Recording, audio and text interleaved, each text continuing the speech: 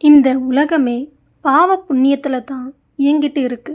அதில் நாம் எப்படி இருக்கிறோம்ன்றது தான் முக்கியம். அவங்க மனமே அவங்க வாழ்க்கையை தீர்மானிக்கும். உங்களை வெறுத்தவங்க வெட்கப்படும்படி அன்பு காட்டுங்கள். முட்டாள்களுக்கு தெரியட்டும் இவர்களையா வெறுத்தோம் என்று. பிரச்சனைகள் எல்லாம் நிலவு போல, ஒரு நாள் கூடும், ஒரு நாள் குறையும், ஒரு நாள் காணாமல் போய்விடும். அழிவின் விளிம்பில் இருப்பவனை கூட காப்பாற்றிவிடலாம். ஆனால் அகந்தையின் உச்சத்தில் இருப்பவனை காப்பாற்றுவது அவ்வளவு எளிதல்ல. ஏமாற்றம் என்பது வாழ்வில் ஒரு மாற்றத்தை உருவாக்குவதற்கே. பக்குவமாக அதிலிருந்து மீண்டுவிட்டால் வாழ்வை கற்றுவிடலாம். உனக்கு வந்திருப்பது எவ்வளவு பெரிய சோதனை என்று கடவுளிடம் சொல்லாதே. உனக்கு துணையாக இருப்பவர் எவ்வளவு பெரிய கடவுள் என்று சோதனையிடம் சொல். நீ மகிழ்ச்சியுடன் இருக்கும்போதும் கவலையுடன் இருக்கும்போதும் உனது நிலையை மறக்காதே.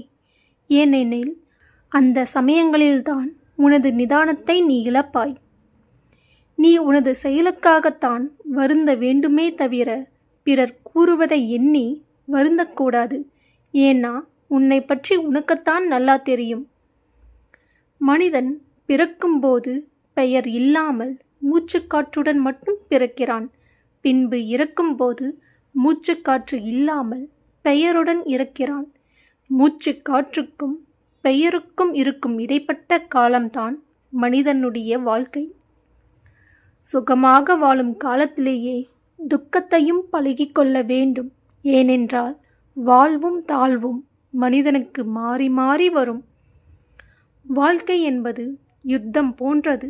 யுத்தத்தில் எவ்வாறு எதிரி இல்லாமல் போரிட முடியாதோ அது போலவே வாழ்க்கையிலும் எதிரி தேவை. எதை கண்டும் அச்சம் கொள்ளாமல் துணிந்து எதிர்கொள்ளுங்கள். கடந்த காலங்களை இனி உன்னால் மாற்றவோ மறக்கவோ திருத்தி அமைக்கவோ அழிக்கவோ முடியாது. நடந்தவைகளை ஏற்கத்தான் வேண்டும். ஆனால் எதிர்காலத்தை உன்னால் மாற்ற முடியும். ஒரு இலக்கை அடைய வேண்டும் என்றால் அதில் வரும் வலி மற்றும் வேதனைகளை அனுபவித்துத்தான் கடக்க வேண்டும். அப்போது தான் நம் தன்னம்பிக்கையின் பலம் மற்றும் பலவீனத்தை நாம் உணர முடியும்.